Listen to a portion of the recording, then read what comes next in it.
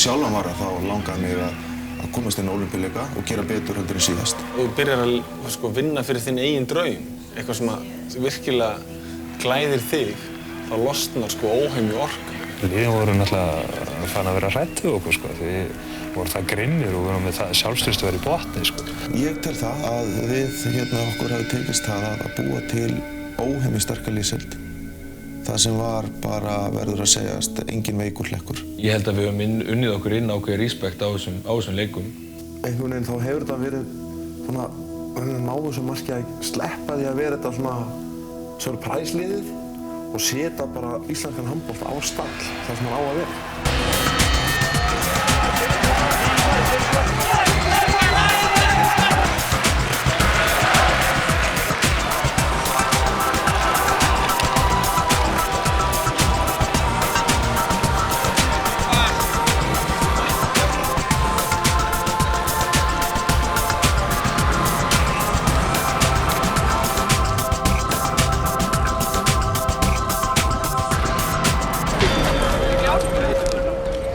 Atburðir ársins 2008 á Íslandi munu eflaust verða þjóðinni lengi í minni. Stoltri þjóð með andlega burði til að verjast ágjöf. Þjóð sem ávallt stendur saman á ögurstund. Sagt hefur verið að ekkert sameini Íslendinga betur en handbolti. Það voru orð að sönnu þetta árið þegar þjóðin fylgdist með hinum einstaka árangri handboltalandsliðsins á Ólympíuleikunum í Peking. Árangri í hópíþrótt sem skilaði Íslendingum silfurverðlaunum.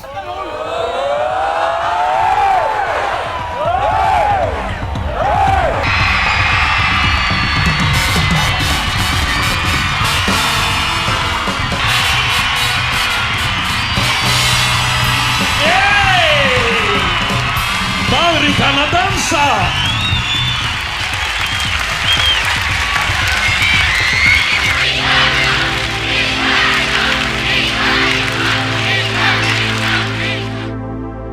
Í ársbyrjun 2008 fór fram fyrsta stórmót landsliðsins, Evrópumeistaramótið í Noregi. Þar ætlaði liðið sér stóran hlut. Það voru alveg heilmiklar væntingar og held ég svona mesta fíaskó sem ég hef kynnst í kringum liðið þá. Og við vorum með auglýsingatökum og myndatökum og það var endalaust eitthvað að gera svona utan allar, utan æfingatímans og eitthvað þannig sem við áttum að mæta í og vera svona punktúkur. Alfreð setur markið hátt fyrir Evrópumótið.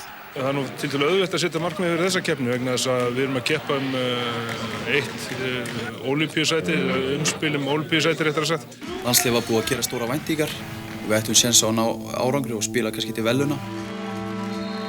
Við vorum, held ég, bara ofur mótiveraðir fyrir þetta. Það var búið að byggja upp rosa spennu og svona, við virðumst ekki höndla hana. Fyrir þetta mót sögðum við í fjölmiðlum að við ætlum að komast í undanúrslit og eftir það ætlum við að ná okkur í medaljuna og við vorum eiginlega þó nokkuð langt frá því ef maður var alveg hreinskilinn. Íslenska liðið lék illa gegn því sænska í fyrsta leik sínum á Evrópumótinu í handbolta í kvöld og tapaði með 5 marka mun 24-19. Í dag gerist bara eitthvað smá, einhver katastrófa, disaster eitthvað sem ég ekki sé lengi hjá okkar mönnum og það var bara það sem keyrði okkur koll, ég meina árið við sjálfur. Það er ekki svo að hafa verið fyrsta skipti sem að gekk illa hjá landsliðinu, þannig að það var ekkert eitthvað rosa sjokk. Við spiluðum langt undir getu og yfir flestum leikjunum þá var okkar leikur bara nánast til skamma.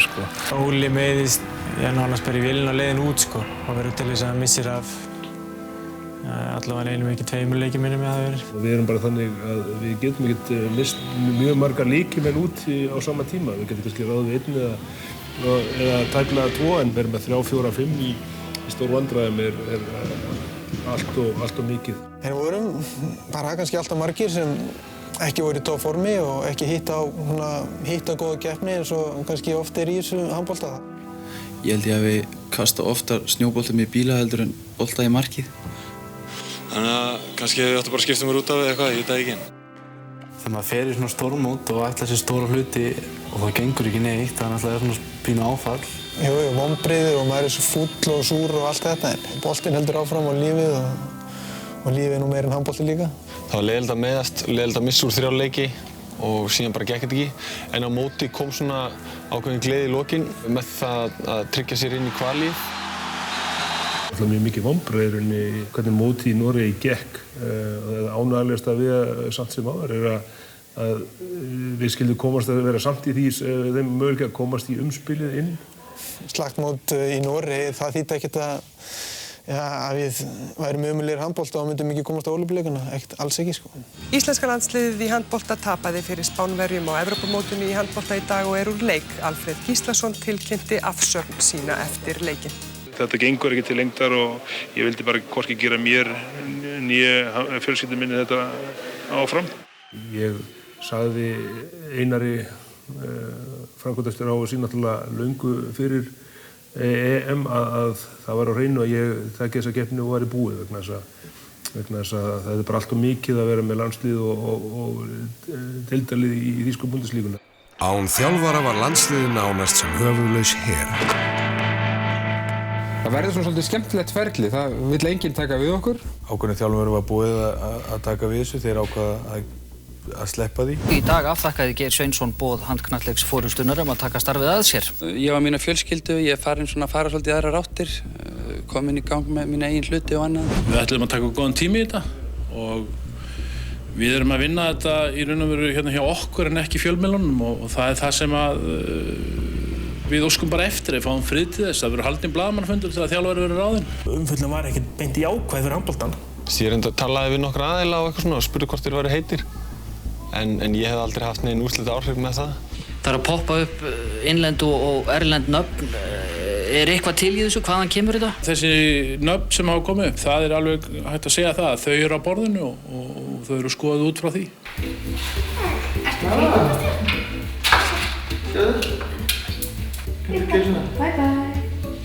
Eftir talsverðar sviptingar komst Skriður á málið.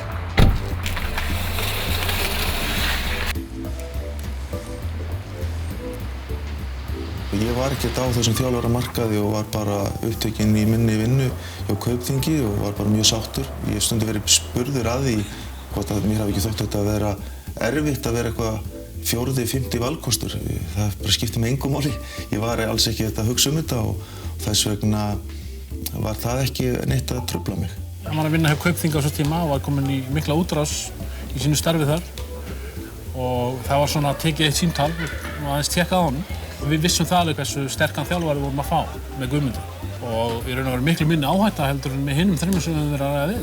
Svo hringi Gummi í mig einn daginn og spyr hvernig mér myndi lítast á ef hann tæki við liðinu og það væri honum mikilvægt að tala við nokkur okkar og vita hvort hann hefði stuðning okkar. Og hann fekk svona mikinn meðbyr og mikinn stuðning. Leitinni að nýjum landsliðsþjálfara karla í handknattleik lauk í dag í bili að minnstakosti þegar Guðmundur Þórður Guðmundsson var ráðinn tímabundið til haustsins. Það skipti verulegu máli að maður hafi ákveðið bakland og finni það að eins og ég jákvæði gagnvart þessu. Það gekk ekki vel á Ólympíuleikunum 2004 og mér fannst þetta bara ögrandi verkefni og mér langaði að taka þetta að mér. Þannig þróaðist þetta. Hann náttúrulega tekur þetta að sér sem hann fann nú alveg feitt prigg fyrir og hann náttúrulega sáttur í retrospekti með það að taka þetta og vegna þess að ef við höfum tapað á móti Svíunum þá hefði ekkert framhald verið í raun. Svíarnir voru við þurftum að spila kvali við þá, Svíi og Pólverja, mjög erfiður riðill upp á að komast til Peking og það var alls ekkert víst að það yrði. Þannig að markmiðið var ekkert lengra það þá og þess vegna voru menn kannski ekki eins til í að taka við þessu vegna sem við sáum kannski ekkert upp á 2 ár örugg heldur var bara þessi eina turnering. Ef við höfum tapað þá hefði eiginlega bara staðið upp í slippara snöðu sko. Þetta var, horfum tilbaka, frábær ákvörðun. Framundan var keppni síðustu sætin á Ólympíuleikunum í Peking. Við gerum okkur grein fyrir það fóru 2 lið áfram að þessum 4. Það var mikið í húfi og það að komast á Ólympíuleika, það er fyrstanlega gríðarlega erfitt og það er náttúrulega gríðarlega eftirsóknarvert. Fórum hérna þennan undirbúning og byrjuðum að fara til Spánar í æfingarleiki og förum svo til Þýskalands og þaðan til Póllands. Strákarnir voru tilbúnir í slaginn fyrir forkeppnina. Fundum strax í byrjun að við vorum með það og við myndum vinna það. Bara skylduverkefni lokið og 2 búndar. Framundan voru erfiðir leikir gegn 2 sterkum handboltaþjóðum. Það var auðvitað gríðarlega erfitt verkefni. spilum við Pólverja á þeirra heimavelli sem hafði orðið í öðru sæti á heimsmeistaramótinu 2007. Þeir voru eiginlega miklu erfiðari en Svíarnir sko. Það var spilaður í svakalega flottri höll, 6-7 manns, alveg allt trillt. Börðumst alveg eins og vitleysingar á móti Pólverjana, það dugði ekki, þeir unnu okkur. Þar horfði ég bara á einhvern slakasta varnarleik sem ég séð hjá íslensku landsliði lengi. Og ég satt út af þeim leik, spilaði ekki neitt eiginlega, ég held að hann kom inn á eina vörn eða eitthvað í fyrri hálfleiknum. Og ég var alveg brjálaður. Ég var alveg við það að fara að pakka í töskuna og fara heim sko. Síðan kemur það út að ég á að fara að spila á móti Svíunum. Byrja inn og spila hann í miðjunni. Og Fúsi! Og Sigfús Sigurðsson skorar fyrsta mark leiksins. Ég var bara notaði þá geðveiki sem var komin upp og klikkun í hausnum til að notaði þeim leik og það voru allir í þeim gírnum. Það voru allir mjög ósátti við Pólverjaleikinn. Þannig að menn kom alveg dýri vitlaus og bara allir sem einn sko. Og þetta var bara svona úrslitaleikur, komast Ólympíuleik eða ekki? Ég kom nú bara held ég í þennan leik fulli sjálfstraust og ekki trætti við þessa grílu þarna sem verið kannski að svifi yfir okkur undanfarin misseri.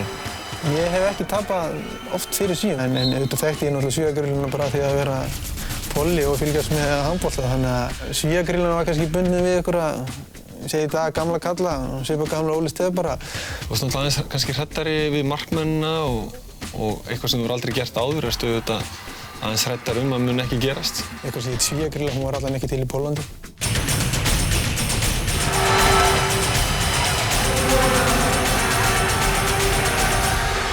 Ég hugsa þeir hafa nú annað til okkur dálítið. Og þetta snýst bara það að fara út með einhver nöfn og svona. Það eru bara 7 leikmenn inn á vellinum og þeir eru skapaðir eins og við. Þeir eru karlkyns og svona þokkalega sterkir og kunna að kasta handbolta og það er bara saman við. Og skiptir lengur máli frá hvað landið þú ert og verður að vinna. Frábært að sjá með Treyjar Guðmundsson markmann. Hann er alltaf í stórleik hérna móti Svíunum og nánast kom okkur á þessa leika sko. Þeir voru líka bara verið trókar sko. Þeir eru eitthvað, ok, kemum í Íslandi og við erum bara konir áfara með eitthvað þegar náðum jafntefli mútið Pólandi. Sem breytir inn og engu, nema þeim duði jafntefli í leiknum og þeim myndi tapa og ég skildi ekki alveg hrókan í það sko. Og við áfram og það var bara svo, það var bara gerðsæng, bara með gæsaði húð, í 3 klukkutíma eftir það. Og bara meir sko. Og Íslendingar fagna, þeir eru gáðir áfram Ísland! Bara áfram Ísland og hér eru allir í gleðinni alveg leikmenn eru gersamlega. Við vorum búin að undirbóka gríðarlega vel og við ætlum okkur ekkert annað en sigur í þessu. Mjög ánægilegt að slá Svíi út. Það er bara fátt sem jafnast á við það. Þetta er bara ótrúlega góð leikur, okkar hálfu vel útfærður og agaður. Svo tilfinning að komast á Ólympíuleikana var rosalega léttir. Og það er sérstaklega kannski fyrir okkur sem tókum þátt Ólympíuleikana með Aþenu af því að við okkur fannst að hafa brugðist svo rosalega þar. Það lýsti sig bara, ég lá grátandi á gólfinu í örmánum Óla sko, það var ekkert flokknara en það sko. Óli og Fúsi, þeir eru í faðmlögum! Þetta er Ég spilaði með fullt af Svíum og ég vissi að ég var að fara að mæta þeim mánuð seinna í undirbúningnum í undankeppninni og það var svona einkennileg tilfinning að fara að kvæða þarna og hitta aftur eftir mánuð sér. Ég held að þeir séu komin Íslendingagrílu frekar núna heldur en við með grílu fyrir þeim sko. Við erum búin að taka það núna þegar allt er undir.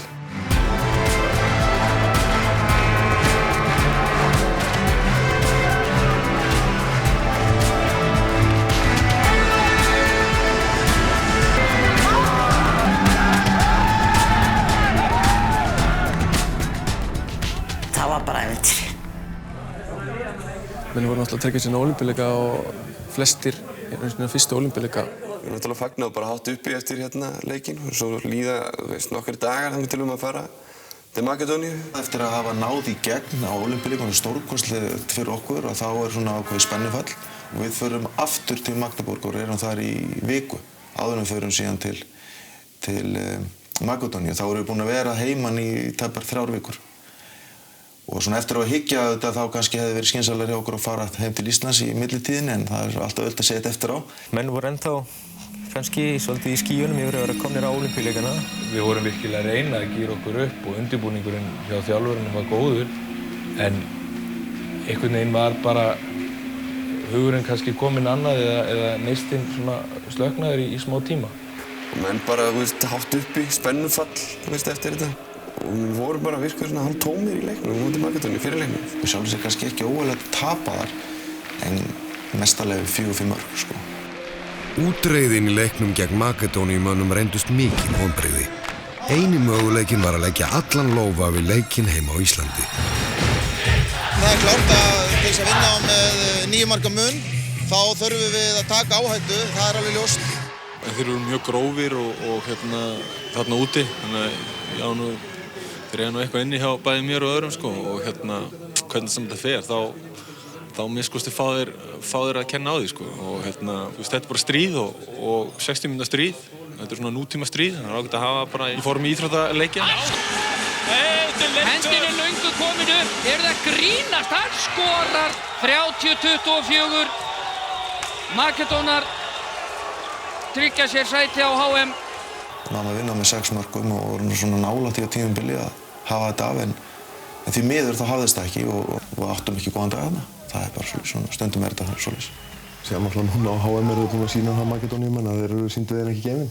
Svo Ólympíuleikarnir voru eina stórmótið þetta tímabilið. Reyndar kom óvart að við náttúrulega töpum móti Makedóníu en ég heldur að við náðum að snúa því við sko.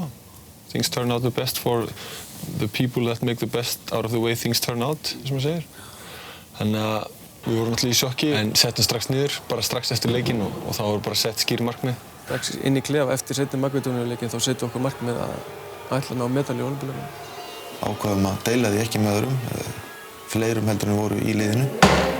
Það var auðvitað mjög sérstakur tímapunktur, ég man að það var svolítið sérstakt andrúmsloft í klefanum eftir þetta. Það voru vonbrigði að hafa ekki komist inn á HM og eins og ég sagði við leikmennina þá fórum við bara einbeitum okkur að Ólympíuleikunum.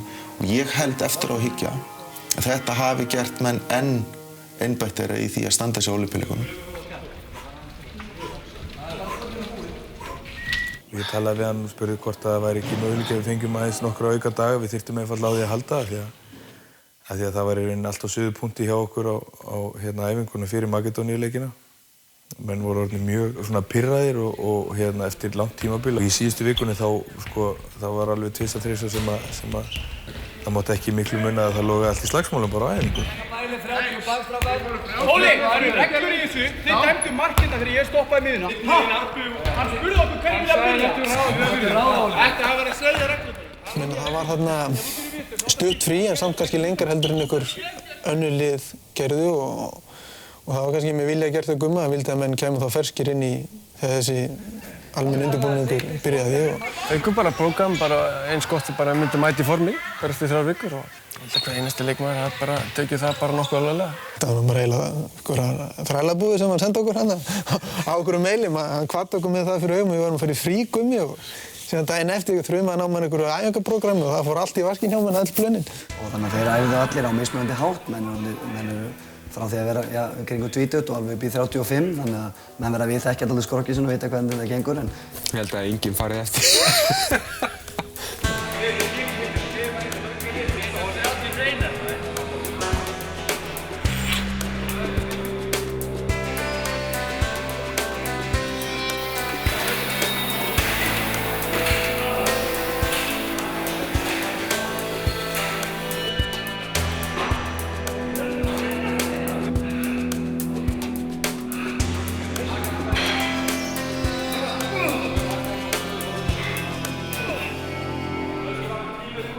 Ég man nú Óli hafði það nú orðið að þetta var eins og að vera á leikjanámskeiði en það var auðvitað var tekið verulega vel á því. Svo byrjaði hann bara á fullu og það var bara æðislegt og það eru gegnum leiki og bolta og allt þannig að menn svona tælast í ekki bara að hlaupa heldur. Ertu að elda bolta all tíman og ertu að leika þér í raun. Það er svona litin út mér hérna í sumar að þetta hefur verið svona leikjanámskeið. Þessi undirbúningur sem byrjaði snemma í júlí að þá greinilega sá maður hvað drengirnir voru hvaða langaði að fara á Ólympíuleika og standa sig af því að hafa svona gæði, þá ertu að æfa 2 ára dag og hjá öllum hópnum og þetta voru ótrúlega ræningar. varðandi svona þetta eiginlega þrek, þá breytti ég áherslum þar. Ég var ákveðinn í því að hafa svona léttleika á æfingunum, hafa þetta skemmtilegar æfingar en auðvitað erfiðar.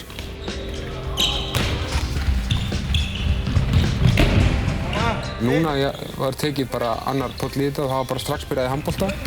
En náttúrulega mjög intensív og fyrsta vikan var alveg brjálæðislega erfið. Við hefum náttúrulega vaðið eld og brennstein hvort þið er. En kannski að þú náður að plata vöðvan eitthvað svona 10-15% með því að elda töru í staðinn fyrir að elda ekki neitt. Þó að viljinn sé til staðar, þannig að það er eitthvað sem þjálffræðin ætti bara að kanna.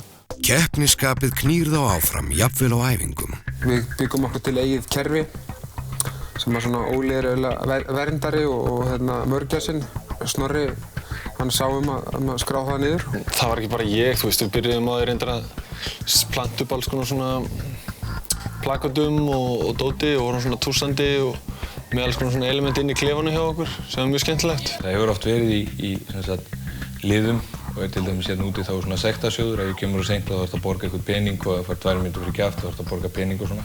Keppni var í rauninni í öllu, það var til dæmis fótbolta uppbytunin ungir á móti gömlum, það var keppni. Það var konfektmóli á hverju æfingu sem þú náður ekkert alltaf en það var alltaf rosa hiti og rosa gaman og allir tóku á því og rifist náttúrulega og það er bara hluti af þessu og rífst ekki á æfingu þá er ekkert að vera.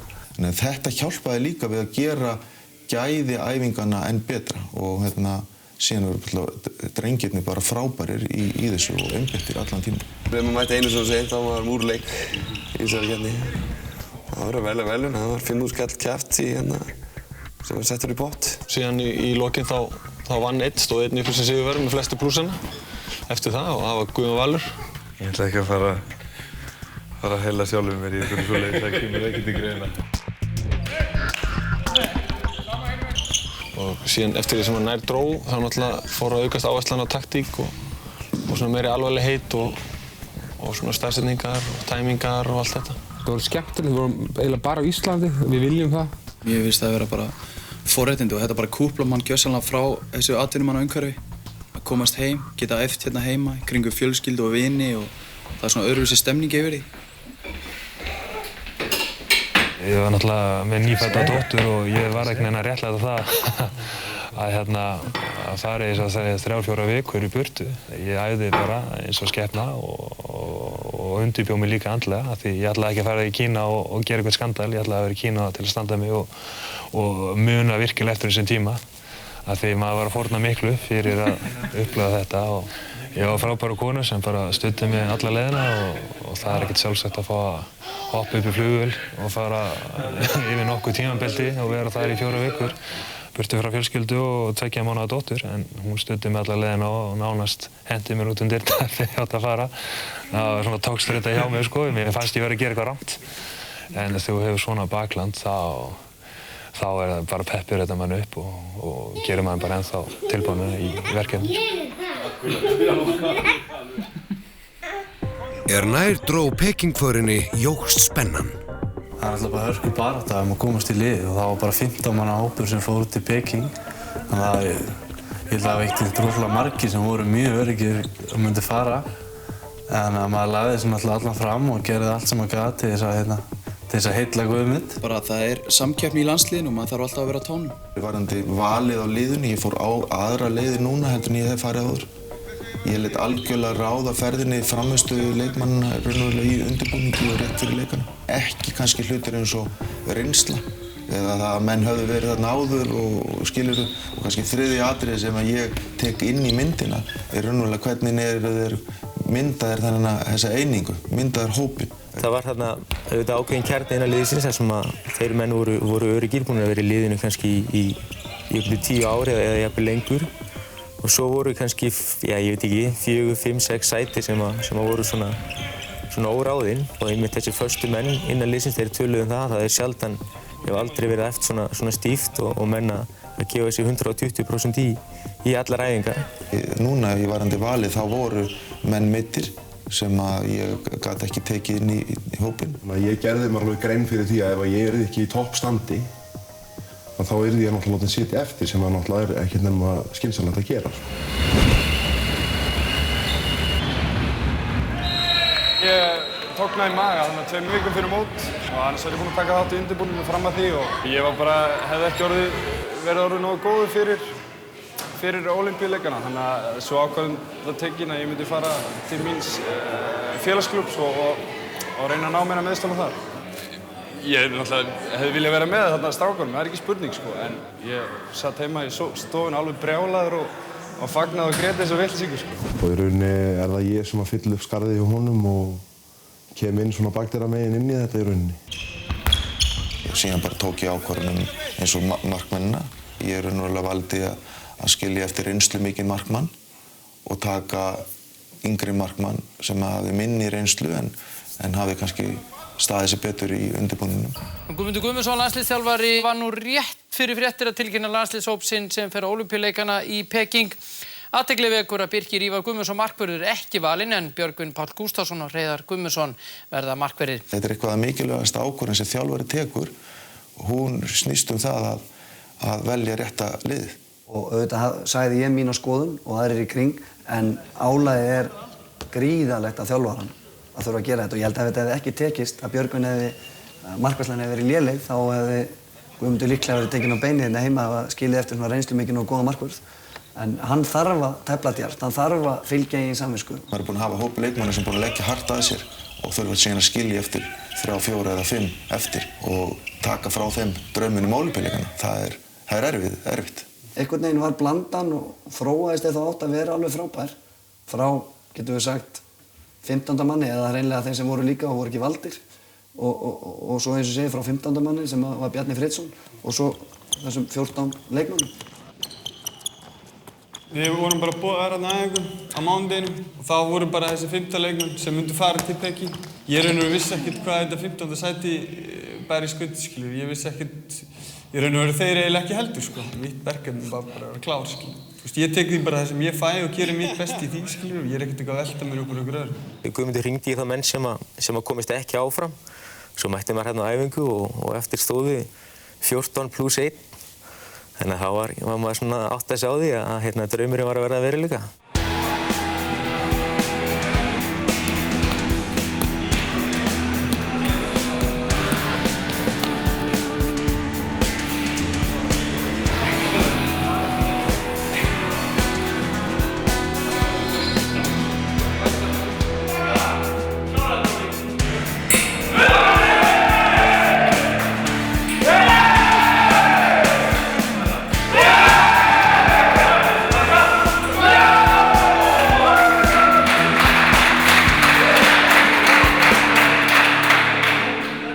Eftir strangt æfingatímabil var stóra stundin loks runnin upp og förinni heitið rakleiðis til Peking. Og svo kom maður hérna til Peking og þá fór þetta svona að renna upp fyrir mann og verða ljósara að það væri að byrja Ólympíuleikar og við værum að taka þátt í þessu. When we came to Peking airport, went out from airport, it was like, whoa, we're somewhere else, some other world here, not like normal European world.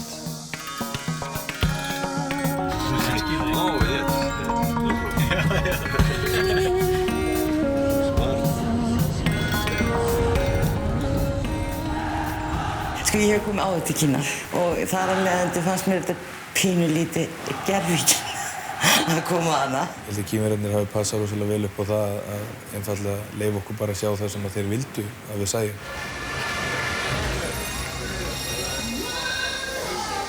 Þessir nútíma Ólympíuleikar eins og kallaðir hafa verið, að þeir byggja auðvitað töluvert á þessum gildum sem eru settið fram í Ólympíusáttmálanum. Það hreyfingi sér laus við allt sem heita stjórnmál og mismunun keppenda. Þannig að þessi gildi raun og veru hafa gert þennan viðburð að því sem hann er í dag.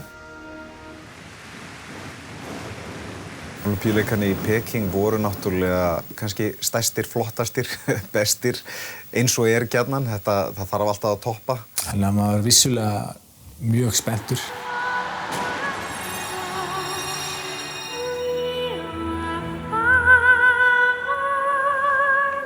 Ég líti ekki á opnunarhátíðina sem eitthvað frábæran hlut, sko. Það var rosalegt moment, sko. Það var held ég heitasti dagur leikana og við vorum í einhverjum ullafötum frá Íslandi sem náttúrulega óskiljanlegt. Sem dippað. Eina sem eftir hérna. Þarna efni innan á þessu. Skyrtan var orðin gegnumblöð og hún hætti að taka í sig blöðna sko, þá lag geta bara í gegnum af buxurnar og þær fóru að vera svona dökkgráðar svona alltaf meira og meira hægt og rólega. Það er kannski ekki voðalega töff. Að labba inn á völlinn eitthvað sem maður getur ekki lýst og það er svona einhvern veginn draumur hvers manns. Maður er búinn að sjá, ég veit ekki hvað marga ólympíuleika í gegnum ævina, maður er nú það gamall sko, maður er nú upplifað nokkra, að allt í einu vera þarna á staðnum sjálfur og sem keppandi og ég man þegar maður labbaði þarna inn á völlinn og var að vinka einhverjum 100 milljónum manna sig hérna heim allan sko, það var bara einstakt sko, einstakt. Þrátt fyrir hitakóf var liðsandinn góður. Heimsbyggðin gat nú fylgst með þeim í beinni útsendingu og þeir voru tilbúnir að sýna hvað í þeim bjó. Þetta var náttúrulega ný upplifun fyrir mig líka að bæði að fara á stórmót og ólympíuleika og líka komið nýtt land og það komið til Asíu þetta frábært og það var svona, við þurftum að losa við þetta allt og fara einbeitt að handboltanum. Það var svona, tók 1-2 daga. Fyrsti leikurinn á móti Rússum, það er allt klárt fyrir það. Þeir eru búin að kortleggja það í hörguli, eða ekki? Jú, við erum búin að fara vel yfir þá og viljum fara að byrja þetta bara núna, okkur klæjar í puttana. Svo bara að byrja fyrsti leikurinn og það byrja vel.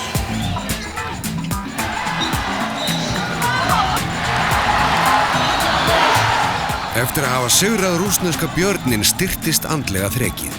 Liðið stóð undir eigin væntingum. Væntingarnar heima fyrir voru hógværar. Með sjálfstraustið í lagi voru þeir tilbúnir í framhaldið. Ég meina, við erum búin að æfa núna í allt sumar og við erum búin að fókusta á 10. ágúst. Það er dagurinn sem þetta byrjaði allt saman og það verður í dag. Menn tala það að toppa á réttum tíma og liðið tilbúið og leikmennir einbeittir og allt þetta sko. Og fundum við það allir hvað við vorum raunverulega sterkir. Byrja ná sigri í fyrsta leik og móti góður í þjóð og það gefur sjálfstraustið og bústið. Rússneska liðið, já, þeir voru nú ekkert alveg sérstakir sko, en það eru heimsmeistararnir næst, Þjóðverjar.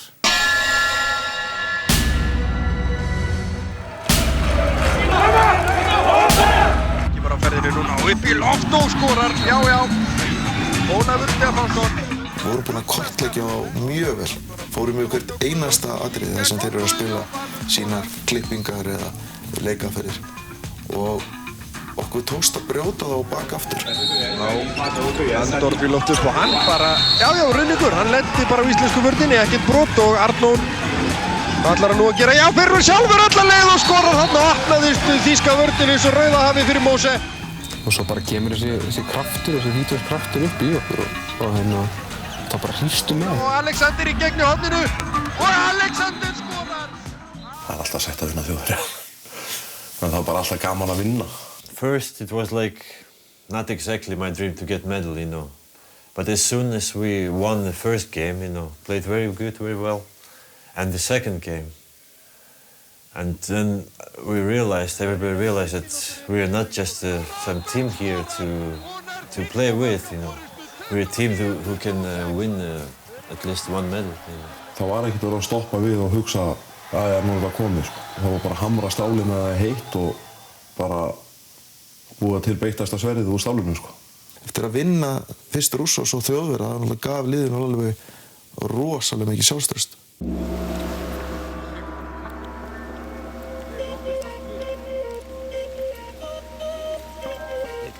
Umgjörðin var frábær, stórkostleg, sko, og allt sem snýri að æfingum og öll skipulagi var bara, ég hætti verkfærilegt kraftaverk hvernig þeir framkvæmdu þessi ólympíuleika. Á ólympíuleikum býrðu inn í ólympíuþorpi og við erum inn í þessu ólympíuþorpi og við erum á undirbúk og við förum út á æfingar og svo aftur inn í ólympíuþorpi og við erum ekki mikið í bænum eða svoleiðis. Þorpið þarna var náttúrulega bara eitthvað svona draumaland. Það voru fiskar í tjörnunum og trén voru byrjuð að blómstra og allt saman og aðstæðan alveg eins og best verður á kósum. Jæja, hérna er ólympíuþorpið by night. Við erum á einhverju hjóli. Hérna erum við að sjá þetta. blómin, allt upplýst og fínt hérna. Hérna eru Þjóðverjarnir, ekki alveg nógu hressir með árangurinn í handboltanum. Þetta næs, þetta stórglæsilegt. Ég tæði 10 á morgnana bara, 6:30.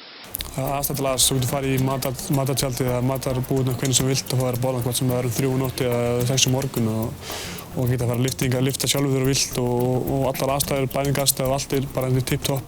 Þetta er náttúrulega að fara á Ólympíuleika er bara stórkostlegur viðburður fyrir íþróttamann og fyrir allt íþróttafólk. Þetta er náttúrulega mekka íþróttanna og þarna eru milli 15 og 20.000 bestu íþróttamenn í heimi að taka þátt. Og þvílíkur heiður að fá að taka þátt í þessu. When you walk there, but in the Olympic Village, and you're all the time looking, oh, that was this one, it was this one, you know. Yeah, look there, there is a basketball team from Germany, oh, Dirk Nowitzki there, and you know, all the time looking around and trying to find some celebrities. Hvað var það svona stjörnurnar og eitthvað svona, það var alveg verið Bjöggi sem að hljópa eftir þeim takandi myndir af sem, en ég...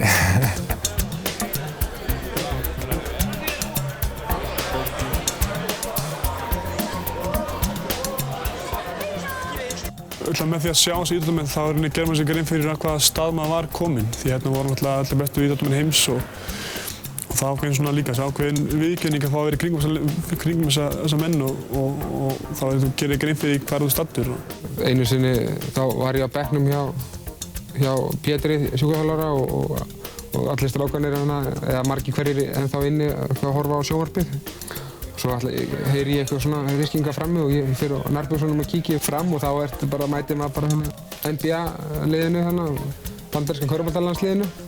Þá var hann kominn að skoða einhverja stelpur og svo fáði bara einhvern feitan línumann sem tekur á móti þeim.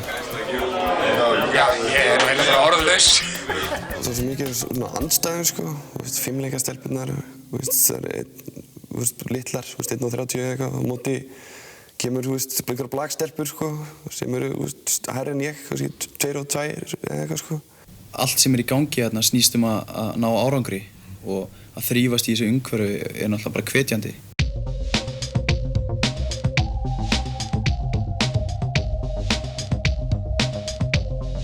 Maður er alltaf að berjast tíma, það eru bara ákveðin tíma milli leikja og þá þarfum við náttúrulega að reyna að skoða leikina sem eru búin að eiga sér stað undan hjá andstæðingnum, keyra þá inn í tölvu og greina þá síðan og skoða það sem skiptir máli, aðalatriðin.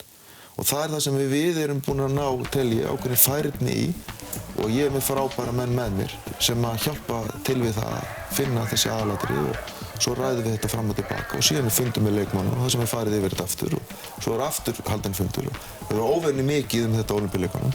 Gummi leggur mikla áherslu á vídeó og undirbúning milli leikja og við séum eins vel undirbúnir og hægt er. Og hann leggur mikla vinnu í að kortleggja andstæðinginn, fara yfir nákvæmlega hvaða kerfi andstæðinginn er að spila, hvaða vörn, hvaða sókn og raunur alveg niður í ótrúlega smáatriði. Við klippum þetta allt saman niður, notum forrit sem heitir Sætlandsport sem að hérna er íslenskur hugbúnaður og að vísu við núna mörg erlend lið og mörg landslið komið með þetta. Við erum gjörsamlega bara á mataðar á upplýsingum við andstæðingarna og sem gerði okkur ótrúlega einfalt. Við gátum svolítið spila inn á styrkleika hvers og eins. Og ég kannski geti nefnt sem dæmi Póllandsleikinn þar sem við vorum að spila á móti sterkustu skiptum í heimi. Þar sem við vorum gjörsamlega búin að kortleggja og breyttum allum okkar varnarleik og allar okkar strategi í raun og þess að stoppa og hvernig það gekk fullkomlega upp. Ég veit ekki hvað andstæðingar okkar gera en ég efast að þeir geri þetta í jafn miklu mæli og við. En þetta hjálpa okkur þarna. En þetta er bara einn þáttur auðvitað mörgum. Öll svo vinna sem að menn náttúrulega lögðu á sig við leikmenn sko, líkamlega og andlega Gummi og Gunni og Óskar Bjarni. Þú veist, líka við alla að sofa því að þeir eru að klippa fyrir leiki og horfa á andstæðing og horfa á vídeo. Inga með því að nuta hvern einasta skrokk, ég veit ekki hvað svo oft og Pétur náttúrulega með teiprúlun á lofti og nutandi líka langt fram á nætur sko, alla daga. Svo er Binni náttúrulega með yfir eins og nummisvíku aðtók hvernig heilsan er á liðinu. Einar Þorvar í skipulaginu sko, í allar átti, hann náttúrulega stoppar ekki síminn hjá honum og hann svitnar á skallanum alveg hægri vinstri. Þannig að það er einfaldlega bara sko, alveg endalaus vinna sem að liggur á bakvið þetta. Kannski ekki margir vita því að það voru margir svona smávægileg með sem að tókst að tjalla saman á síðustu stundu. Alexander með þessu í öxlinni. Snorri að drepast í hnénu, Arnór að drepast í hnénu, ég að drepast í hnénu og Guðjón Óli misti sig í fyrsta leik, eða fyrstu æfingu minni mig. Og ekki með í fyrsta leik. Hann fór í myndatöku og var í þéttri meðferð allan tíman og á einhvern ótrúlegan hátt og náði við honum tilbaka, misti bara einu leik. Þetta var líka einu maður sem misti á leik í allri keppninni og það bara á einu leik. Þeir voru allir í mjög góðu standi og ekkert veikir og ekki neitt. Það þarf kannski ekki mikið heldur ef 1-2 dett út að þá munurinn á því að fara bara í undanúrslit eða hreinlega að vera í 10. Það svo lítið sem skilur það. Pétur. Halló! Hvað Lukas? Hæ Lukas! Halló! Ég tel það að við okkur hafi tekist það að búa til óhemmi sterka liðsheild. Það sem var bara verður að segjast engin veikur hlekkur. Og ég held að síðan hafi okkur tekist á Ólympíuleikunum mjög óskari í leikjunum sjálfum að spila þetta þannig að við fyrsta leið dreifðum álaginu og við nýttum styrkleika hvers leikmanns og við náðum að svona rúlla liðinu mjög vel. Á Evrópumóti og heimsmeistaramóti er verið að spila 8 leiki á einhverjum 13-15 dögum sem er náttúrulega gríðarlegt andlegt og líkamlegt álag. Ólympíuleikar eru náttúrulega mjög erfitt mót líka en það er alltaf leikur bara annað hver dag í 2 vikur. Og þegar við fáum svona auka dag þá getum við undirbúið okkur ennþá betur og það hjálpar líka mikið til. Hjá íþróttamönnum er líkamlegt þrek eitt og sér ekki nægjanlegt. Andlegi þátturinn skiptir miklu máli.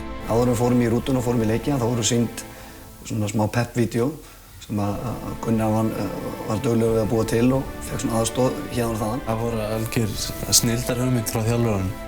Þetta var allt mjög jákvætt, þetta var alltaf allir fagnandi öllum myndum og frasar frá bíómyndum og vídeoklippur og bara frá leikjum hjá okkur þar sem við erum að gera góða hluti. Við vorum með svona okkar gildi í þessu, íslensku geðveikina, íslenska hjartað, íslenska karakterinn og svo var þetta orðið frekar langt í lokin sko.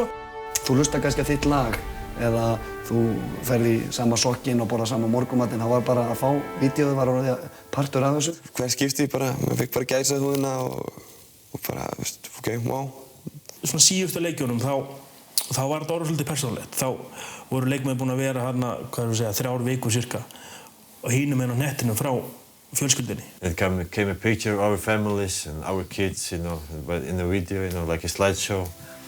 And then it became this feeling like, okay, we have to do it, you know, for our families. And það sat all liðið náttúrulega alveg gjörsamlega brjálað þegar ekki búið að sjá fjölskylduna sín í 4 vikur. Maður var svona nett klökkur og það sko heyrðist ekki orð þegar að vídeóið var búið. Þú getur ímyndaðir hérna, það eru hérna þessir jaxlar og snögtandi í smá tíma. Það var bara ákveðið að fara í leik og gjörsamlega slátra andstæðingur sem náttúrulega kom síðan á daginn. Síðan sko það sem gerist það að við förum í 8 úrslit á móti Pólverjum sem að þjálfari Pólverja fór nú og þakkaði þjálfara Frakka fyrir það að fá að lenda á móti Íslandi. Þeir töldu það yrði næsta auðveldur sigur en fyrir þann leik undirbjuggum við okkur gríðarlega vel. Þeir voru, ef ekki á pappírunum, með sterkari liði við og ofboðslega þéttir. Þeir eru mjög öflugt sóknarlið og með frábæra skiptur. Við þurfum að vera á tánum allan tíman því þeir refsa okkur leið og við sitjum á hælunum eða bíðum þarna aftur að 6 metrum. Það er alveg ljóst. Ég veit ekki með hina en ég fann það þegar ég hitti þessa pólsku stráka. Þá svona fann maður að þeir voru svona aðeins aftur á bak, aðeins svona smá hræðsli. Það var sama hvað leikmaður að vera fram að þig. Þú fannst hann ætti aldrei séns á móti þér. Þetta áttan það alltaf. En hérna, þú komið svoleiðis í hausinn sko, þá ættu að koma með svolítið ekstra. Maður sá bara rautt og það var bara, já, hættulegur. Ég var 100% í sem við myndum vinna Pólverjana í 8. úrslitunum. Kačík, Sverrir inn á stöðun, gerir það ekki dæmt og Björgvin kastar fram á Guðjón Guðjón grípur boltann glæsilega og skorar fyrsta markið. Frábær sending hjá Björgvin Páli Gústafssyni.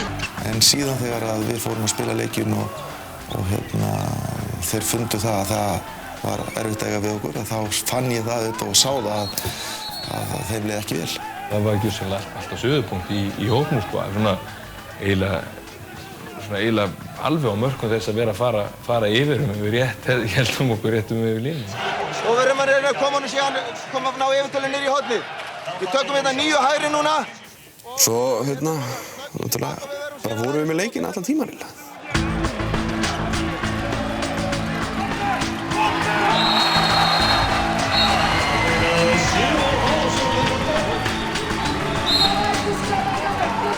Þeir ætla þessi stóra hluti á þessu móti, það alveg hreinu. En þeir mættu bara Íslendingarnir því miður, fyrir þá. Við vorum búin að spila við þá þarna í Pólandi og verið í erfiðleikum með skipturna þeirra. Síðan spilum við æfingarleik við þá skömmu fyrir Ólympíuleikana út í Peking. Og það var nú svona allt í járnum, en við vorum í basli með þá samt, sóknarlega. En við tókum þann leik upp. Stúddurum hann alveg aftur og aftur og aftur og aftur. Alveg bara, ég held ég að horti 10 sinnum á hann eða eitthvað. Þar fundum við þá aðferð sem við ætlum að nota. Og það var auðvitað gert í samráð við leikmennina. Það er einn eftirminnilegasti fundur sem ég man eftir með hópi manna. Að þar voru allir þátttakendur. Svo endanum að þá auðvitað er það hlutverk þjálfarans að taka ákvörðun og sem við gerðum og komum þeim í opna skjöldu með vörn þar sem að bakverðir okkar sóttu ótrúlega langt fram en brutum niður öll leikkerfin þeirra þannig að þegar ég horfði á kollega minn hérna á síðari stigum hérna í leiknum þá sá ég hann bara orðinn náfölur. Svo þegar leikurinn byrjaði og maður sá hvernig strákarnir spiluðu vörnina á móti þessu pólska liði þá bara strax á fyrstu mínútunum hugsaði maður með sér, wow.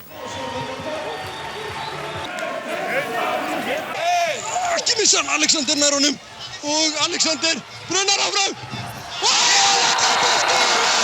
Alexander Pettersson skorar og er að tryggja íslenska liðinu sæti í undanúrslitum á Ólympíuleikunum 32-29 var alveg sama þó Úrvalsdeild fari í gegn og skori leiktíminn rennur út og Íslendingar leggja Pólverja á velli 32-30 og eru komnir í undanúrslitum. Landsliðið hafði nú rutt af velli einni af stórþjóðum handboltans. Íslenska þjóðin stóð á öndinni. Strákarnir okkar voru komnir skrefi nær verðlaunapallinum í Peking. Þetta var leikur sem við kannski biðum eftir alltaf, allt mótið, þessi 8. leikur sem að skilur af topp 4 og topp 8 og þá erum við búin að koma okkur í topp 4 þá náttúrulega er ennþá til staðar rosalega svona græðgi í okkur langar alltaf í meira. Guð, þetta er góður! Já, ég var mjög þakklátur strákur fyrir þann leik. Hvaða leik? Ja, við áttum með nokkra ógreidda leikninga á Pólverja og það var ég ætla ekki að lýsa því hvernig ég var á þeim leikstöðu. Þú veist, allt eitthvað svona neikvæðni, þú veist, allt sem því fylgir og allt bara, þú veist, ekki leyfa því að gróa og eitthvað. Alltaf bara að vera ógeðslega pósitífur og síðan njóta þess að fá að lífið þitt fá að taka eitt svona púls í 60 mínútur og sérst lífandi virkilega í 60 mínútur. Já, Óli átti náttúrulega rosalega stóran þátt í svona breyta hugsunarhætti okkar. Það var náttúrulega, eins og flesti fengur nú að sjá þetta, hérna bíp, viðtal og allt það sem er náttúrulega kannski, það er náttúrulega bara svona Hollywood hjá honum, sko. Maður geta að hugsa hvort við myndum eitthvað að vinna eða bíp, skilur, þú veist. Skiljum við hann eitthvað? Er það ekki vandamálið? Við erum bara að klifra þetta fjall og það voru 2 leiðir í dag og önnur var píp og hinn var upp, skilur við. Eftir hverju hjóst þú sérstaklega nú sem sálfræðingur? Óli er að vísa til jákvæðra hugsana, hvað það skipta rosalega miklu máli. Ja, hann passa sig á því að segja ekki neitt neikvætt, það var bara fara niður fjallið eða tapa þau, hann notaði bíbi í staðan fyrir þau. Já. Ólafur Stöðvarsson komið ákveðna hluti inn í liðið, svona andlega þætti. Hann leiddi okkur gjörsamlega áfram og þetta er svona fyrsta skipti sem ég upplifi að fyrirliði virkilega drægi liðið áfram. Hans hugmyndir fyttu bara fráblíninn hóp því að við varum opnið fyrir nýjungum og var rétti maður í þessu móment til þess að rífa okkur áfram. Ég held að hausinn á okkur hafi fleytt okkur alveg ótrúlega langt í þessu móti. Og hann talaði oft það að menn ætti að sjá fyrir sig sjálfan á pallinum að taka við verðlaunapinning. Gerði alls konar trikk til þess að reyna að visualisera hana og alls konar vilsingar að reyna að taka hana á okkur. Og það er náttúrulega bara svona tvistar aðeins hausinn á þér með því og við getum náttúrulega á endanum sagt að allt hafi virkað, allt sem við höfum hugsað og allt. Þó að sumir hafa kannski fært okkur fjær því, aðrir nær því, þá segjum við náttúrulega á endanum að allt hafi virkað og allar hugsanir hafi verið góðar.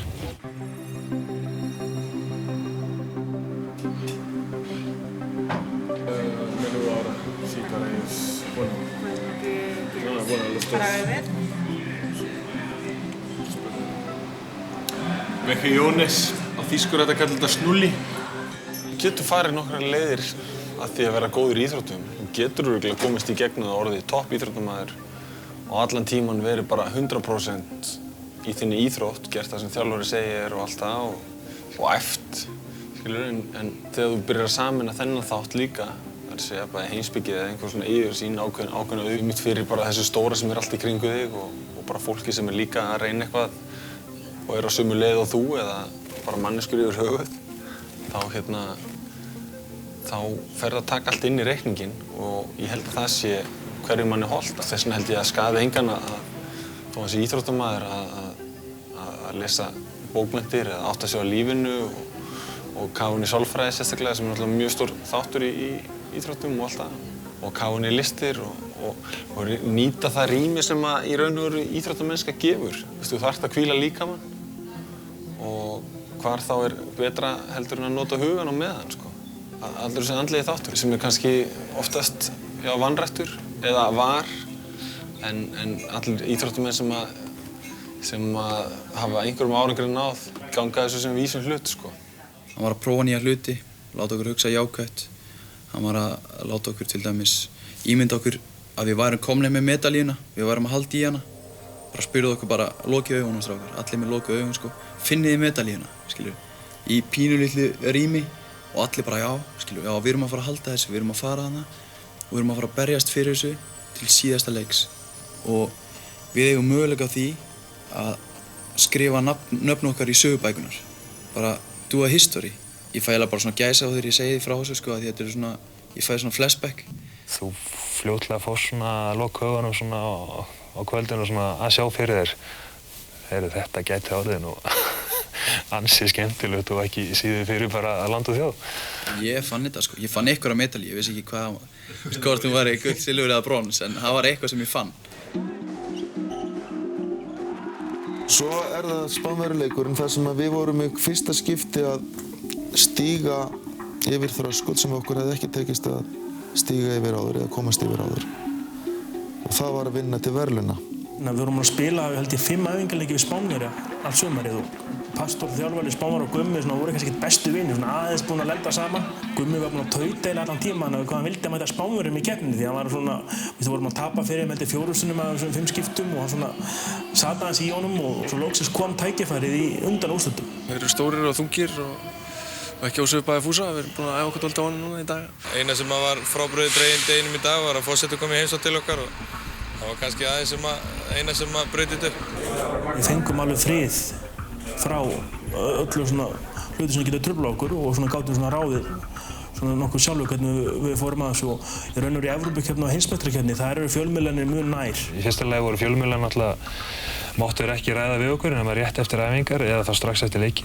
Þannig að þar var lítil svona nánd og svo náttúrulega þegar þú ert svona mörgum tímabjöltum frá þá ertu kannski verður minna var við hvað er að gerast á Íslandi. Það var bara gegnum internet sem við sáum eitthvað. Fjölmiðlar hafa ekki aðgang að Ólympíuþorpinu. Þú þarft að panta með meira en sólarhrings fyrirvara. Svo er hann ljúfur. Er þetta bara því að stendur hérna fyrir aftan myndavélina? Hann stendur hérna. Sannkölluð þjóðhátíð ríkti heima fyrir. Vinnustöðum var lokað og skólar felldu niður kennslu meðan á leiknum stóð. Spennan var rafmögnuð hjá þjóðinni og strákarnir voru nær allsráðandi í fréttatímum. Í fjármálalífinu var sömu sög að segja bæði hlutabréf og skuldabréfamarkaði en frá hádegi fram til klukkan 2 í dag voru ekki einustu viðskipti með skuldabréf í íslensku kauphöllinni. Og stjórnsýslan hægði hressilega á sér enda ráðamenn rjúkandi kátir eftir afrek strákana okkar. Það sem er alveg magna fyrir okkur að finna virkilega fyrir því hversu mikinn áhuga fólkið hefur á þessu. Það er fólk sem tekur sér frí í vinnunni. Það vaknar ekstra snemma á morgnana til þess að horfa á okkur. Þetta þekkist ekki annars staðar.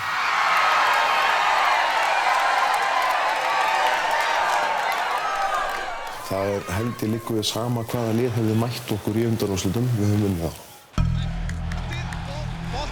náttúrulega troðfullt hús og mér fannst helmingurinn af þessu vera Íslendingar, sko. Liðið bara var að spila vel, búið að spila vel. Við höfum trú á þessu. Og við vorum að mínum að búin að læra mjög mikið af fjölmörgum leikjum sem að einhvern veginn atvikaðist að við spilum við Spánverja fyrir þessu Ólympíuleika. Það var búið líka að vera svona mun meiri keyrsla á okkur sem liði upp á við. Þannig að í mótunum, þeir voru alltaf með sinn standard hérna, svona alþjóðlega. Við vorum aðeins fyrir neðan og okkar standard var á rönninu upp á við. Gera Bárufell og inn! 4-0 þvílík byrjun hjá íslenska liðinu. Romero. Og þeir missa boltan, Róbert! Alexander! Guðjón! Alexander og hann í gegn! Og 5-0! Og Spánverjar er að taka leikli! Þvílík byrjun á þessum leik! Strategíin var í lagi og viljinn í liðinu var í lagi og ég hef ekki oft séð lið byrja jafn vel leik eins og þennan mikilvæga leik. Komust í 5-0 á móti fyrirnasterku liði Spánverja. Guðjón Valur og hann skorar! Guðjón Valur Sigurðsson! Þegar á leið á leikinu þau fundu bara að það var ekkert gefið hana. Og sama hvaða leikmaður það var eða hvað hann hétt eða hvað hann stöðan spilaði, ef hann kom inn á vörnina þá var bara tekið fast á honum. Og einhvern veginn virtustu líka verið mun betra líkamlega ástand heldur en þeir. Svona allavega útvarslega sér. Og nú eru 4,5 mínúta eftir og 5 marka forysta Íslendinga. Kannski það sem að gerði náttúrulega skipti rosalega miklu máli og skipti sköpum fyrir okkur í þessu móti var það að bæði Björgun og Hreiðar voru að verja mjög vel. Sem hefur kannski ekki alltaf verið hjá okkur. Það sem gerist á Ólympíuleikunum það raunverulega að þeir ná afskaplega vel saman sem svona par eða markvarða par eins og stundum sagt. Vinna vel saman og það svona yfirvegun í þessu hjá þeim og síðan kannski hafa þeir fyrir fram að sig og höfðu þeir fyrir fram að sig mjög sterka vörn. Mér fannst síðan leikmennirnir hafa trú á því að þeir gætu varið og þannig að það myndaði svona gagnkvæmt traust. Hann er þetta og hann er frákastur og hann er aftur! Björgvin Páll Gústafsson, hann átt hann! Það var yngsti leikmaðurinn í Ólympíuleikunum og það skiptir fyrir engu máli því að það var þannig hópur, þetta er svo samveldur hópur að hver einasta mínúta í spiltíma það leið manni rosalega vel og bara hlakka til að mæta næsta æfingu og næsta leik. Bjöggi hefur náttúrulega spilað mjög vel og ég held að við hefum átt bara helviti gott mót saman, sko. Hjálpaði mikið að hafa mann á bekknum, Hreiðar Leví, sem að bakkaði alltaf upp og ef ég var inn á þá fann ég fyrir það á bekknum, hann barði mannfærum og vildi að myndi verja og saman ef hann kom inn á eða hann var inn á eða byrjaði inn á þá fekk hann það tilbaka líka að við unnum með sem einn maður. Breytti einhver máli þannig séð, hvor var inn á, en annar er að standa sig, það er bara frábært fyrir liðið. Þetta er að hjálpa stað og allir jákvæðir og allir í góða fíling bara. Við getum verið með frábæra markmann, en ef að vörnin treystur honum ekki 100% þá er vörnin ekki að virka rétt og þá er markmaðurinn ekki að virka rétt heldur. Þetta var eins og við erum að fara hérna í orrustu og strategían er kamilljónið. Við ætluðum okkur að verða óútreiknanlegir eins og kostur væri. Ingimundur sem var mun fljótar á fótunum heldur en ég, hann var kominn inn og stóð sér alveg frábærlega, alveg virkilega stoltur af þeim strák. Gegnum tíðina þá hef ég bara unnið mér það sem svona stíl að vera kvikur á fótunum og eiga þannig möguleika þá að komast úti á svona sóknarmennina fljótt og bróta þannig niður. Við vorum oft að spila náttúrulega vörð sem var náttúrulega meikaði engan sens, sko. Það var alveg út úr kú stundum, sko. Þetta var bara að fara út og gæðslega að drepa, sko. En þú veist, þetta var að virka. Og akkur er breyttökur sem virkar. Liðin voru náttúrulega farin að vera hrædd við okkur, sko. Þið voru það grimmir og við vorum með það sjálfstraust að vera í botni, sko. Já, það er sannlega ekkert verið neitt einfalt að spila mót okkur. Við erum búin að minnka muninn í 4 mörk eftir að lent 7 mörkum undir. Það var Robba, Robbi, það var Robba, hann er draga frá, passa á önna blokkeringarnar, ok? Strákar, engar 2 mínútur. Tíminn líður, 40 sekúndur eftir, Óli, og hann í gegn og Ólafur Stefánsson skorar! Já, hann grætur, sjáum við Ólaf! Það eru 25 sekúndur eftir. Og sjá Óla Stef bara hætta, hálfri mínútu fyrir leikslok. Og bara fór hann að gráta út á velli. Bara greip fyrir andlit sér og fór að gráta. Þá gerði hann sér grein fyrir því að hann var kominn í úrslit á Ólympíuleikum. Leit upp á klukkuna og sá að þetta var komið og þetta var þessi tilfinning hjá öllum bara. Og strákar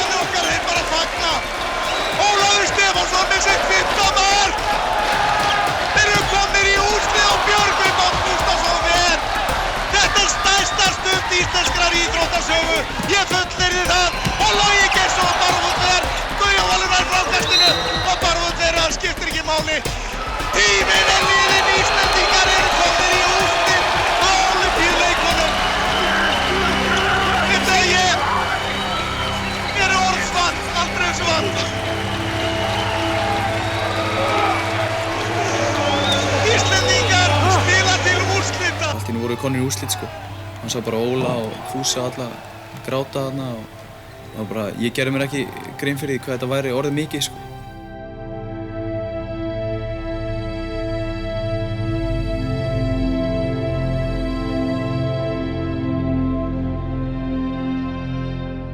Með Spánverjaleiknum var náttúrulega 6 ára draumur kominn í höfn af því ég hafði nú aldrei sett neitt lit á þessa medalju sem að eftir á eru kannski mistök. Það var eiginlega bara absúrt sko.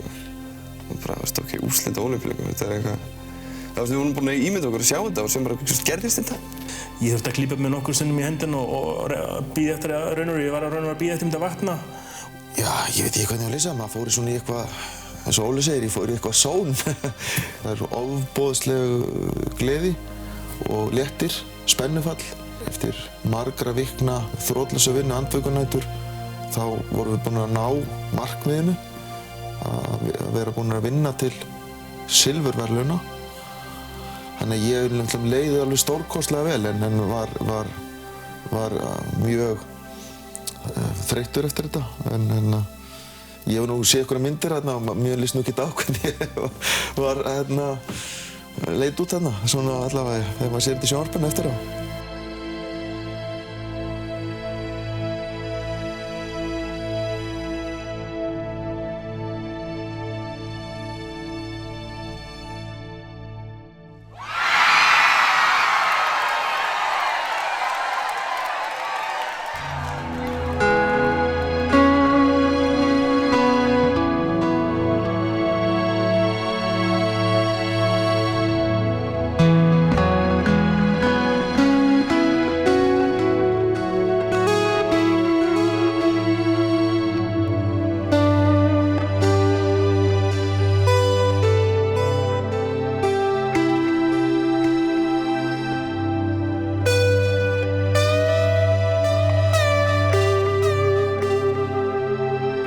Þið eru til í að trappa ykkur niður núna, þið fagnið í kvöld, síðan er það úrslita leikur á Ólympíuleikum gegn Frökkum. Já, það verður að gera sig inn á það, andlega, líkamlega og vera tilbúinir eftir 2 daga.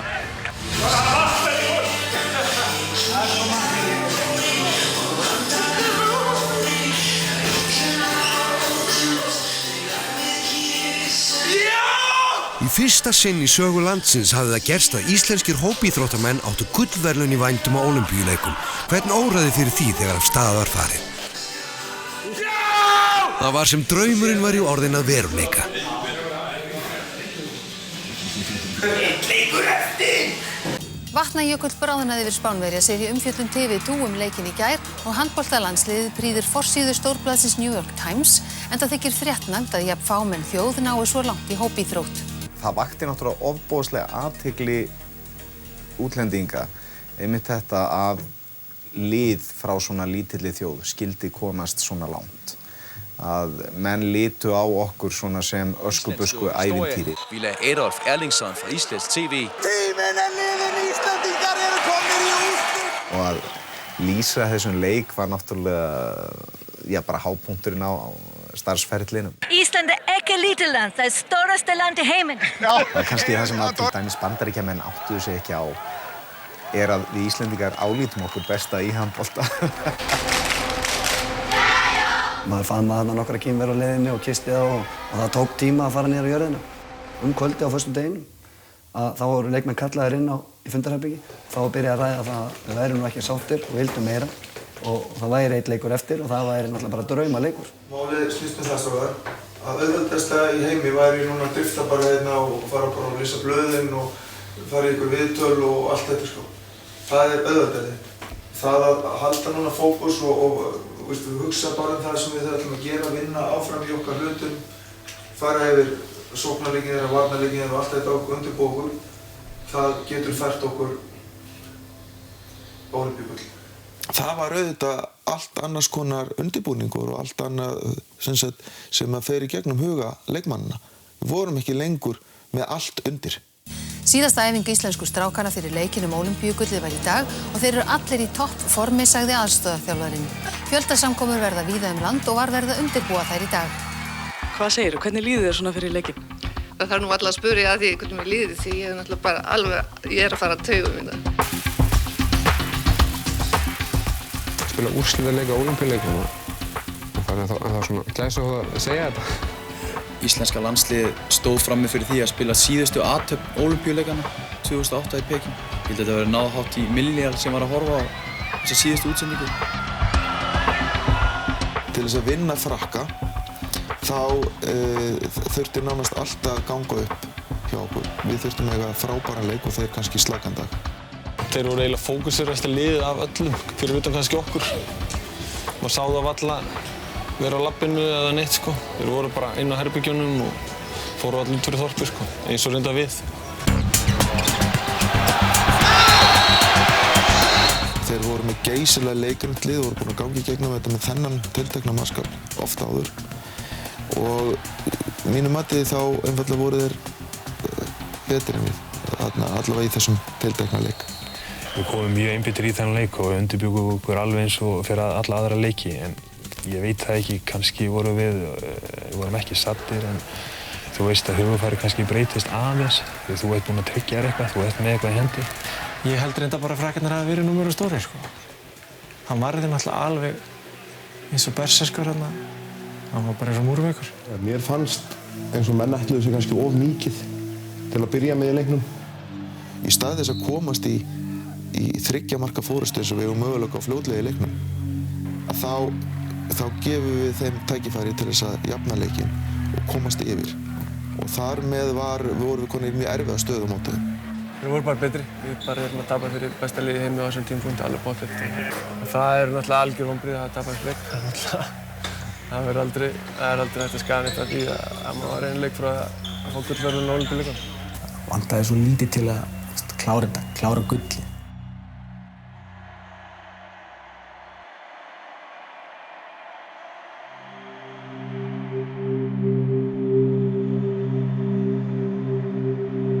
Þetta er mjög skrítin tilfinning að vera búin að vinna silfur en tapa gulli.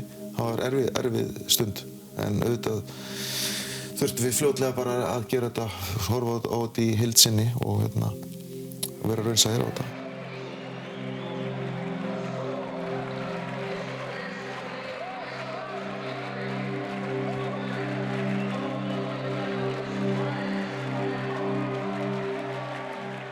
It was very sad, and we went inside our locker room, and then the coach had his speech,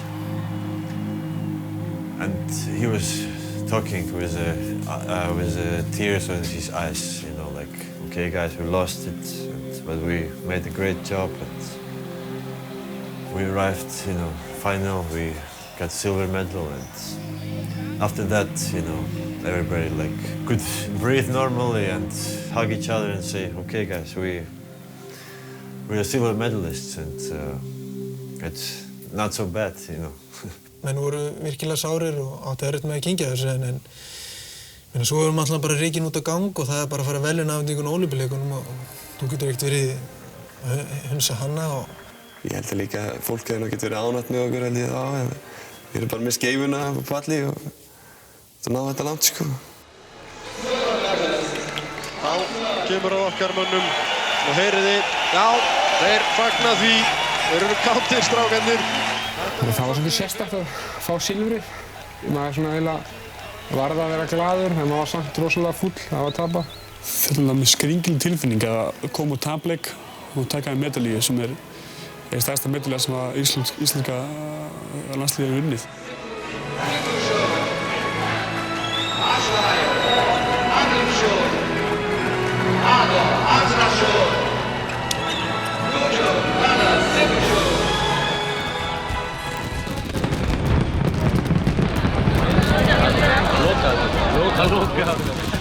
Strákarnir héldu heim á leið, en sárt var að tapa síðasta slagnum. Baráttujaxlar vilja komast alla leið. En voru þeir raunverulega búin að gera sér fyllilega grein fyrir afreki sínu? Förum í flug frá Peking og millilendum aftur í Þýskalandi og svo fljúgum við þaðan. Flugáhöfnin í landsliðstreyjum og tekur á móti okkur fagnandi og það mikil gleði í vélinni. Og við erum svona að komast betur og betur að því að það sé nú mikill áhugi til staðar heima fyrir.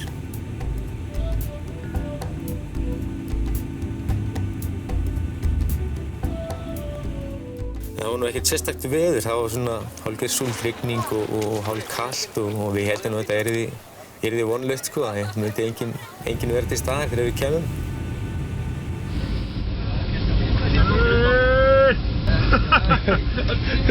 Þetta feiklending! Þetta var svo feiklending, Gummi! Meira! Meira! Ég er nú játa að ég var frekar stressaður. Þetta var svona, mér fannst nú þotan fljúga full hægt sko. Og þessi snertilending eða hvað það var að kalla þetta var nú mjög svona, tók á taugarnar hjá mér sko. Herru, slökkvilið er að fara að bjóða okkur velkomna með einhverjum svokölluðum regnboga slökkviliðsmanna.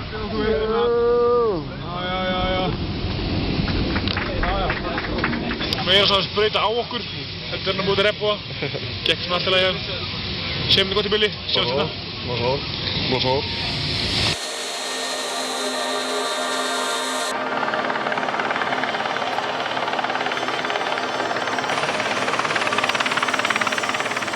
Móttökurnar voru veglegri en strákana hafi nokkru sinni órað fyrir.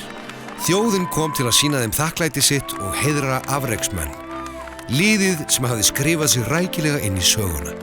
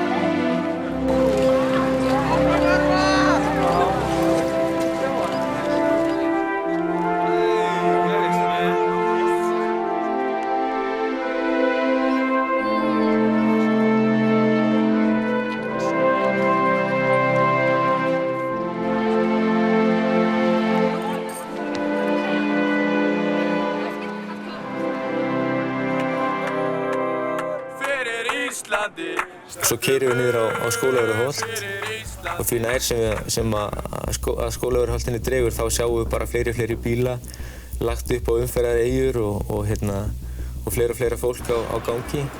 Og svo þegar við rennum þarna upp að Hallgrímskirkju þá standa bara fleiri þúsund manns þarna og allir að klappa og syngja og annað og að hylla okkur.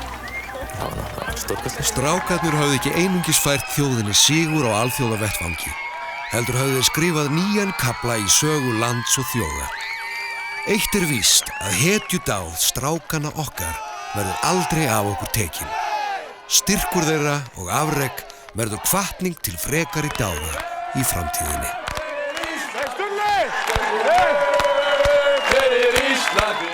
Algjörlega ómetanlegt og gleðin sem við sáum í andliti allra og hvað fólk var sko einlægt og hvað það var bara ekta. Þjóðin sameinaðist þarna liðið sitt sko, horfa allan hennar mannfjölda 30-40.000 manns samankomin að taka á móti okkur og hvernig þeim átti okkur að óra fyrir því.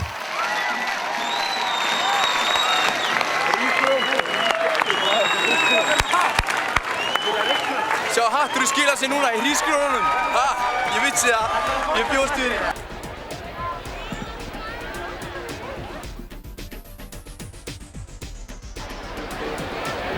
Strákar, hverju viljum vera í jakkafötum hjá? Sjálfsögum er í jakkafötum. Allir í jakkafötum. Þú ferð ekki í íþróttafötum til forseta. Það er ekki kortur. Það var mikið stress á okkur í lentum, við þurftum að fara á skiptum og fara upp í bíl og fara upp á pallbíl og aftur á Bessastaði og ég maður það var hörkur yfirrildi að átti að henda okkur í bara í Hensson íþróttagallanum á Bessastaði og og sem betur fer stóðu fyrirliðin og aðrir menn upp og bara sögðu hingað ekki lengra og við fengum að fara í jakkavitn okkar sem betur fer. Það sé pirringur og einhver spenna og leiðindi kringum. Reynum aðeins að slappa af. Áfram Ísland! Stundum mögulega fyrir Íslandi. Það einhver eindreginn ósbreytingur að þið komið hingað upp eftir, þá þurfum við að breyta bæði plani á forseta Íslands og hjá lögreglunni. Gerum það. Förum í jakkaföt. Það skiptir engum máli hvort við gerum þetta 9 eða hálf 10. Nei. Forsetinn var látinn bíða þarna í tekið eitthvað vandrarlegt við hann í kastljósinu. Nú eru handboltastrákarnir að detta í hlað hér á Bessastöðum. Sem betur fer fengum að fara í jakkavitn okkar. Og við erum náttúrulega bara klökkir og hrærðir yfir því, þessum mikla heiðri sem okkur er sýndur. Og það var ógleymanleg stund sem við áttum á Bessastöðum.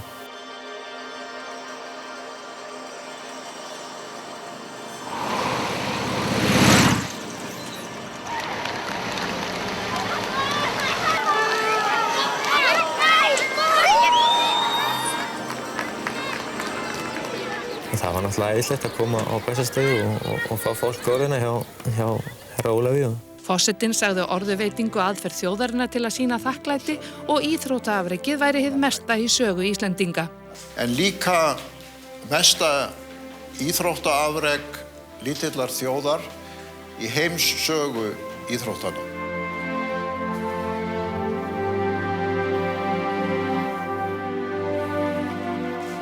Það var alltaf fyndið að vera 24 ára og vera að koma með fálkaorðuna. Það var alltaf alveg magnað. Við vorum allir unni fálkafmenn og 2 orðnir stórritarar eða eitthvað slíkt. Þetta er náttúrulega mikill heiður og maður svona áttaði sig ekkert á því fyrst. Ég náttúrulega fögnuði gríðarlega þegar að forsetinn tilkynnti þetta út í Kína. En þú veist, ég held allir að já, þetta er fínt maður, flott hjá okkur að fá þetta. En svo alltaf áttum maður að sjá því hversu mikill heiður þetta er og það er ekkert hver sem er sem að fær svona.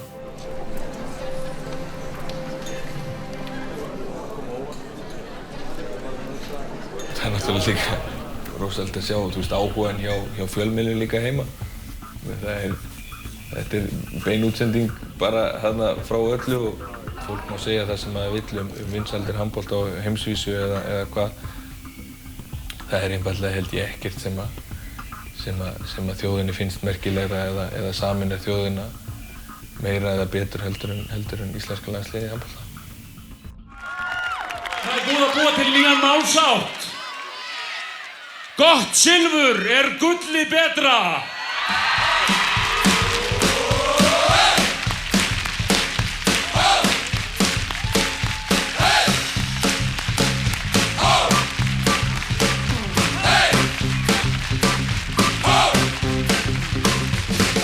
Gamli sagði stundum sögur sæfara í krökkum ólgusjó sem sögðu hver við annan nú liggur lífið við gerum betur við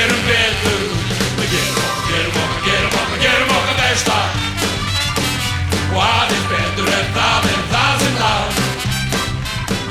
við gerum okkar besta og aðeins betur það en það sem það við látum ekki standa fram úr ermum við látum ekki standa fram úr ermum við látum ekki standa fram úr ermum og ekkert trass við látum ekki standa fram úr ermum við látum ekki standa fram úr ermum við látum ekki standa fram úr ermum og ekkert trass.